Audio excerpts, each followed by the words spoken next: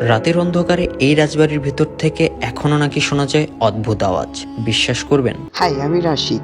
আজকে আপনাদেরকে অজানা কিছু তথ্য জানাবো এই রাজবাড়ির। এটাই সেই রাজা টঙ্কনাথের রাজবাড়ি, শত বছরের পুরনো। একসময় এখানেই বসতো রাজ দরবার, চলতো ঢাক ঢোল, নাচ গান আর রাজার জাঁকজমক আসর। লোককথায় শোনা যায় এই প্রাসাদের নিচে ছিল গোপন সুড়ঙ্গ, যেটা দিয়ে রাজা বিপদের সময় পালিয়ে যেতেন নিরাপদে। কেউ বলে এই সুড়ঙ্গ এখনো আছে মাটির নিচে লুকিয়ে। আজ এই রাজবাড়ির দেওয়াল ভেঙে গিয়েছে, রং উঠে গিয়েছে, কিন্তু ইতিহাসের নিঃশব্দ ছোঁয়া যেন এখনো অনুভব করা যায় প্রতিটা ইটে, প্রতিটা দরজায়। কেউ বলে রাতের বেলায় নাকি এখনো রাজার ঘোড়ার শব্দ শোনা যায়। আপনি কি সাহস করে এই রাজবাড়িতে এক রাত কাটাতে পারবেন? কমেন্টে কিন্তু আপনার মতামতটি অবশ্যই জানাবেন।